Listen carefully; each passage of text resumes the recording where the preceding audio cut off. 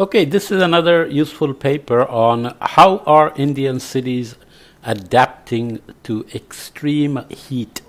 Insights on heat risk governance and incremental adaptation from urban heat action plans. India has gotten very active about requiring heat action plans from the central down. National Disaster Management Agency does well. The early warnings are doing fairly well, but what are the adaptation actions actually on the ground? You can already see that it says incremental adaptation, which is not what you want. You want transformational adaptation. So the work is led by Chandni Singh, whose other paper we read before. Well, there she was not the lead author, I think, but anyway, it doesn't matter. Cities are exposed to and concentrate heat, urban heat island. Indian cities are particularly at risk with terrifying projections of extreme heat, especially for vulnerable populations. The paper gets into what is vulnerable, who gets counted, how are they counted, how are they defined, and so on. Recognizing this group, this growing heat risk, Indian cities have been front runners in heat action plan, experimenting with a range of actions, typically through city level heat action plans or HEPs. These plans articulate a range of imaginations about which sectors or population groups are considered vulnerable, what actions are deemed effective and feasible, and what capacities cities are investing in. Reports of the efficacy of these HAPs from the recent heat wave in 2022 and 2023, heat waves in 2022 and 2023, demonstrate that uneven and inadequate nature of these plans. This study begins, I don't know if I read it correctly, but you know what I said. This study begins with the hypothesis that urban heat action plan in India has made significant strides but remains incremental in nature. This hypothesis is explored through a review of 10 HAPs and 25 in-depth interviews with HAP designers, funders, and implementers. We find that current heat management governance structures, institutional capacities, and financial mechanisms carry with them institutional thinness of Indian climate governance and a hangover of the relief-oriented approaches in disaster management. It's a bit hot. Let me turn on the fan. Give me a second.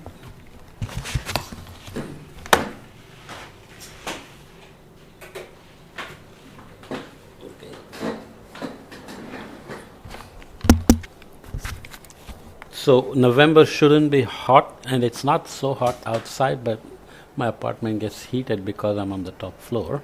Sun is still shining. Okay, so Indian thinness, institutional thinness, basically the institutions are not maybe prepared for adaptation, which is a longer term thing, as opposed to disaster management, which is being done better and better. So this overlooks lessons from adaptive governance, which highlights the importance of flexible, forward-looking decision-making. Further incremental actions such as water kiosks in public spaces and public awareness campaigns on heat impacts, while essential, often preserve the status quo and need to be complemented with transformational system-wide agendas such as targeted implementation of heat-resilient building codes or a better articulation of how cities can balance grey, green, blue infrastructure solutions. Currently, the highly evolving HAP governance arena is infused with new actors, technologies, and metrics of defining effective urban heat management, and this dynamism is promising. However, not tasked with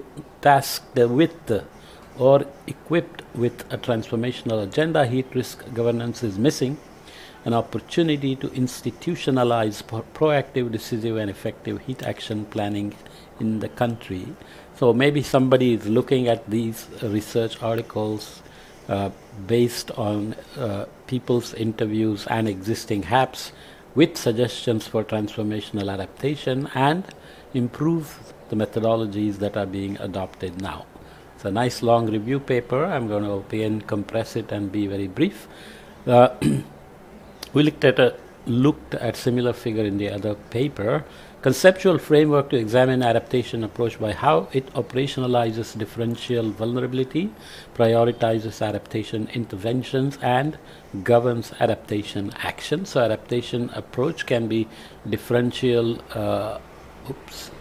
looks across here, can be incremental, so adjustments to to maintain status quo, reformist, so changing problematic features of the existing system, and transformative, where systemic changes to the values, norms underpinning the system. So transformational, you can imagine that you go into a new operating system and not just upgrade the old operating system.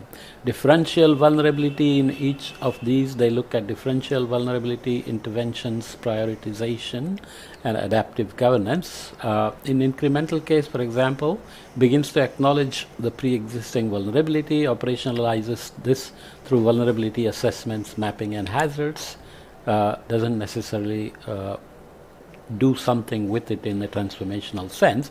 In a reformist agenda for differential vulnerability, acknowledges again pre-existing vulnerability, seeks to address it through participatory approaches, typically in implementation, so that you are still not being transformational. Here you will focus on acknowledging, addressing root causes of vulnerability to be transformative, and participation and leadership of vulnerables themselves will be involved in planning, prioritization, and implementation. Okay, adaptive governance. So there are other intervention prioritizations you can read up. I won't read the whole table.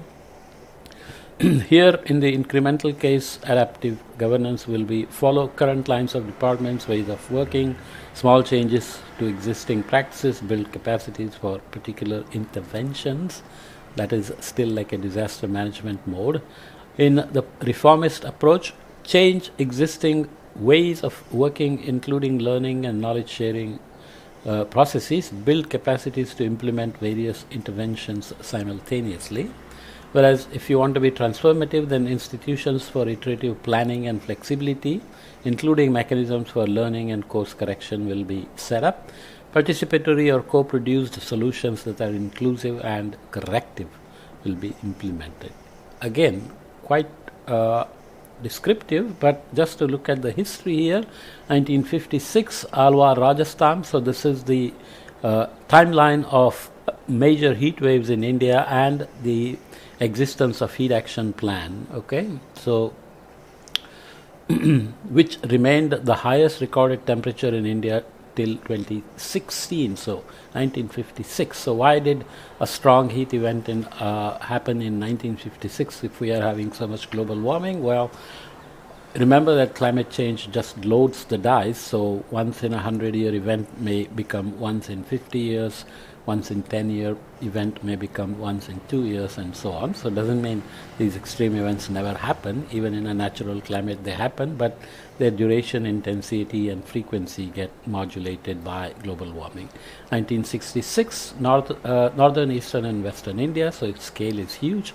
1973, 92 to 99, 2000 to 2007, so heat wave here claimed more than 6,000 lives. 2008 to 15. So you realize that the history is being clubbed in various ways. 2013, for example, after the 2010 heat wave, Ahmedabad prepares South Asia's first heat action plan.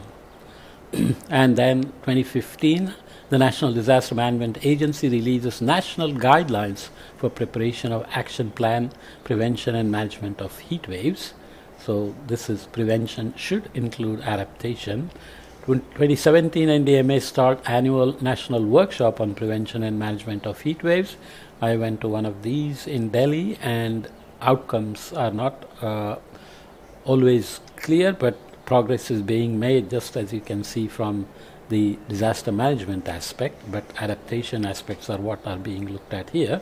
In 2017, heat-prone states and more than 100 districts or cities drafted heat action plans and so on. Okay, so there is progress, and here is map of urban heat action plan processed. So you can see the land surface changes from 2000 to 2023 as colors, and state heat action plans present in terms of the stripes. So large part of the country is covered except for a few states here that still don't have, and up here there are always issues. So cities with HAPs are also included in here.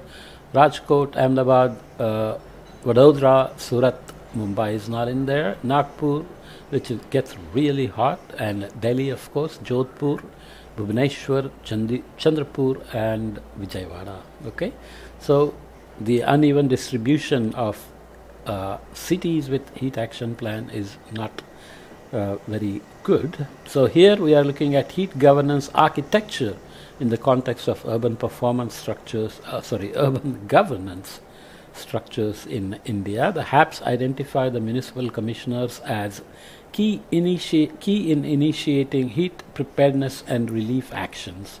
These commissioners are civil servants, Indian administration service people who come and stay for a few years and have a lot of authority to do things. They are kind of executives. So disaster governance, urban scale, you have nested scale of urban administration. So city, municipality, town, split into zone, into wards, and then coming down to neighborhoods. Urban governance, tiered governance system with elected representation. So mayor is elected, municipal corporation, MLAs, no, that's state level. Corporators are elected, urban local bodies, ward committees and members, and resident welfare associations. For heat governance, you have temperature forecast from IMD triggering heat wave alerts and warnings. So IMD to SDMA, so State Disaster Management Agency, District Disaster Management Agency, Municipal Commissioner and Nodal Officer, and so on. So you have municipal press liaisons and telecom and communication operators, and you have civil society organizations here as well. The departments involved are health, electricity, water, education, public works, labor, women and child development, slum shelter board, transport department, and environmental department. So looks like it's all well set up. Then what's the issue? But when they look at the interviews with people, almost all key informant interviews confirmed that in their current form, HAPs are incremental and status quoist. Let's examine the following quotes from the different actors. So I'll read one. I basically take these and then go into some details. More dedicated team and approach for heat preparedness is required. Dealing with heat should not be treated as formality for just a month or two. It should run over the entire year. We need to look at heat wave impacts from lenses other than medical aspects alone. Currently, we are not thinking creatively. No one is thinking about these long-term things. So that's from the domestic civil society actor, and there are others here about awareness campaigns and so on. So some tables then showing illustrative list of heat preparedness and management actions detailed in 10 city level HAPs in India. The actions are categorized as incremental, reformist, or transformational, but may span these categories depending on the depth and scope of the implementation. So the plan may appear incremental, but it may be implemented in a way that it becomes reformist or transformational, and so on. So they have other details provided in a supplementary text that you can look at. So Gujarat typically does well, even for some health impacts we have looked at for enteric fever. There are contrasts in Surat and Gujarat because Gujarat is richer, Surat is poorer, but Surat learned some lessons from its, I think, 1994 plague issues, so they are doing better in protecting people with sanitation, clean water, and so on, etc.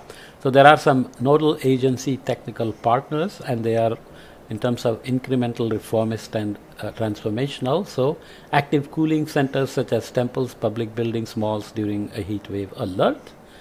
Reformist solutions include heat checklists for labor, health, and other relevant departments, tree plantation campaign in hotspot areas, and citywide cool roofs program is, I think, regulated. I don't know if it's being implemented. I know there is a paper by Udit Bhatia from IIT Gandhinagar about the green roofs and green structures in general, and whether they are effective in dealing with heat waves and so on. And his conclusion is that they are not as effective as we imagine. Okay, you can read the details there. Okay, so Surat is not doing any transformational thing, Vadodara is not doing any transformational thing, but remember, these are subjective classifications. Even though if you look at the existing heat action plan, you can see that they are mostly incremental or reformist, and if suggestions are provided for transformational solutions, then maybe the cities will take them up. So similarly for Rajkot, Chandrapur, Nagpur, Vijayawada, here for example,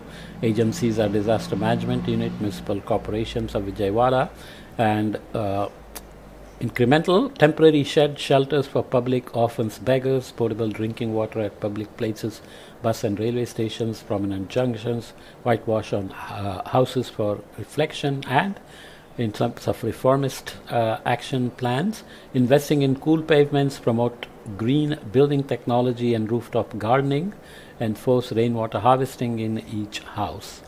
These are listed here as reformist. Why is cool pavement and green building technology not transformational? Well, you can find out. But the idea is that risk and vulnerability are not still seem to be key elements in the consideration, and whether IMD warnings are at scales needed to actually set off actions in disaster preparation, recovery, prevention, and so on is not so clear. That needs to be done from a separate perspective.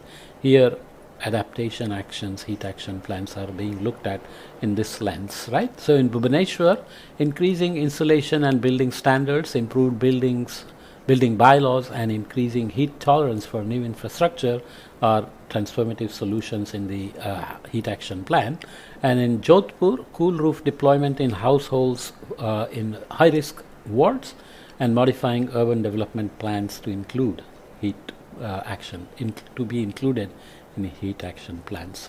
I'm skipping a lot of details, by the way. So mapping city hubs as incremental, reformist, or transformative. HAPs are living documents as such and may shift as they get revised. In other words, you want them to be flexible and be modifiable as you go forward, and the heat wave risks either change or more information becomes available. But once you start putting green roofs and so on, you cannot strip them and move them elsewhere.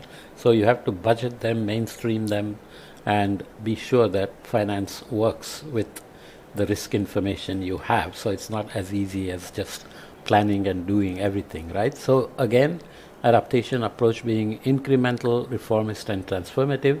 Illustrative actions here include generally increase public awareness of heat risk, start schools early and change outdoor work hours, standalone cool roofs, and in reformist list you have develop a network of cooling shelters, create agile health systems including heat emergency wards, so that you have things that can be set up and dismantled or moved to high risk areas or heat wave regions under heat wave, and so on. And transformative, legally protect blue-green spaces in city master plans, amend building codes, revise labor codes for heat safe outdoor work. So these are, kind of top-down interventions that have to be co-developed as well.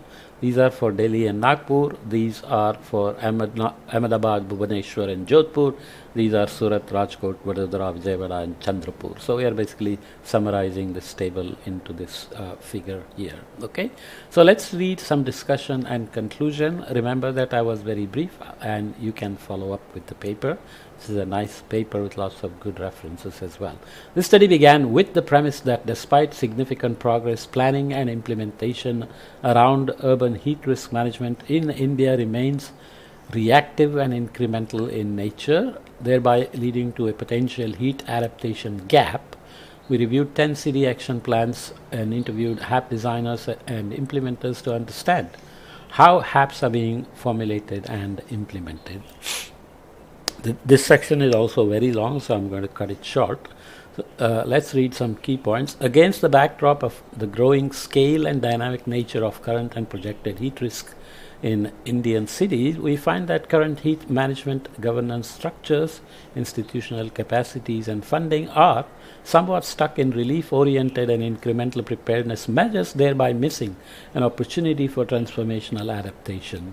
India got a lot of credits for moving towards preparation, recovery, and management of disasters, but now we have to prepare for adaptation and resilience. Certain cities like Bhubaneswar, Ahmedabad, and Jodhpur are demonstrating hubs that hold transformative potential, with dedicated ward-level vulnerability assessments being used to design and target heat solutions. To what extent these are effective is somewhat established already. For example, in the case of Ahmedabad, where HAP performance has been assessed, but for most of the city, HAP's effectiveness of heat risk reduction remains unknown. So, monitoring, reporting, and verification are always critical for these sorts of projects. Otherwise, you think you have done it's a project level completion report and no follow up in terms of effectiveness, efficacy, and upgrades or retrogrades needed further, right? So this research needs further research. What has worked in the case of these cities is strong intent and leadership from the city government, robust engagement and expertise from technical partners, and deliberate partnerships with civil society actors across the HAP process. Other research in Indian cities confirms these findings, arguing that urban adaptation governance works when government intent, policy entrepreneurs, and community collectives come together.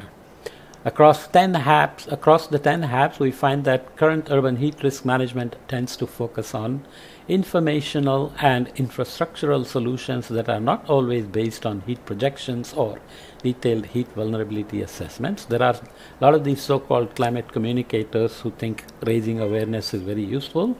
It is useful, but then last mile gaps cannot be closed just by awareness. Nature-based solutions remain restricted to tree planting without adequate reimagination of integrating blue-green infrastructure in urban planning.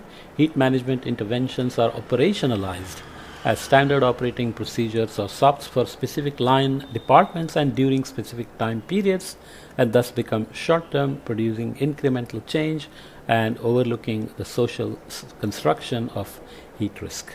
Given the lack of strong climate governance leadership at the city level in India, heat governance remains thinly institutionalized, replicating the concern others have raised on inadequate and fragmented climate governments in India in general and in cities in particular.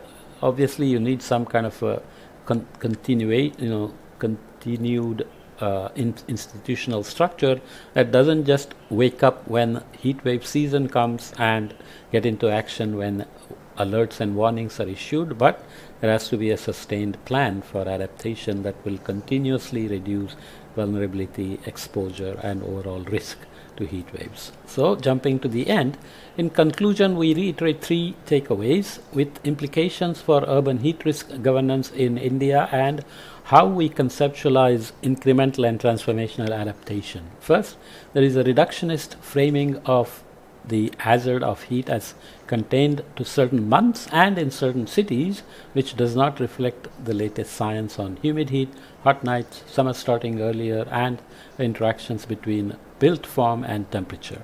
I myself keep talking about October heat, and then I mentioned November heat in Mumbai, whereas Mumbai is, as you saw, doesn't have a heat action plan because we haven't had many yet, I guess, but Ahmedabad and Odisha and Rajasthan, who have experienced heat waves consistently, have woken up, but they still think in terms of a heat wave season, typically the pre-monsoon season.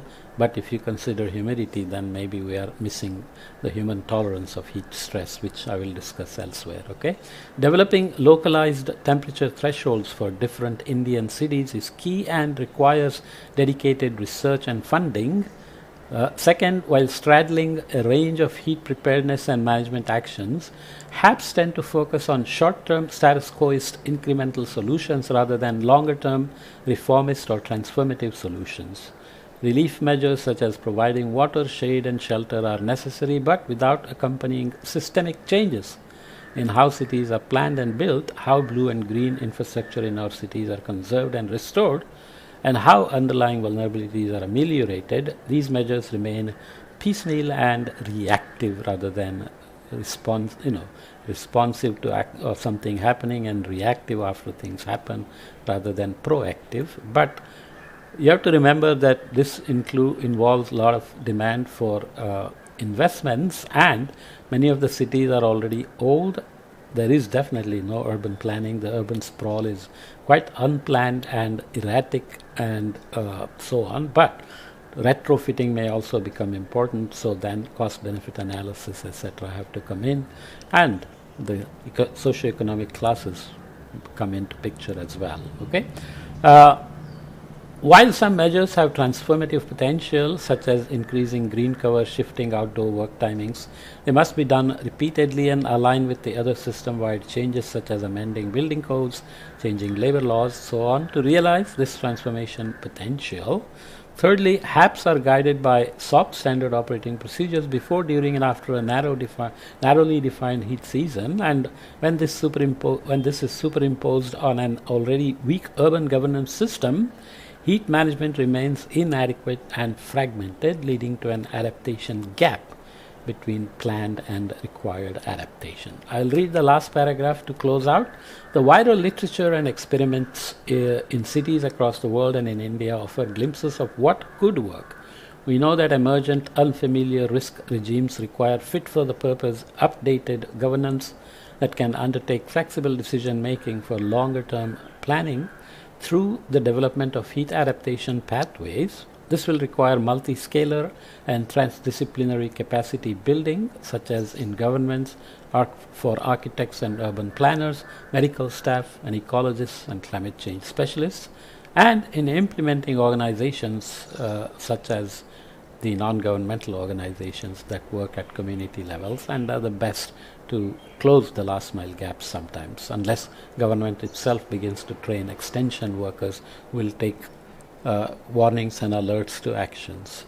It will also need better articulation and processes for inter-agency coordination, expanded involvement of civil society actors beyond relief provision, building human and institutional capacities that are flexible and forward-looking, and a reorientation of actors and institutions tasked with disaster management institutions to avoid seeing hazards in silos. Okay, just health or only urban and only slums and so on and so forth, but you get the idea. So this is a nice paper only looking at cities, but obviously there are others who are looking at elsewhere as well, because heat waves also affect other species, dairy industry, agriculture and so on. So let's leave this here for now.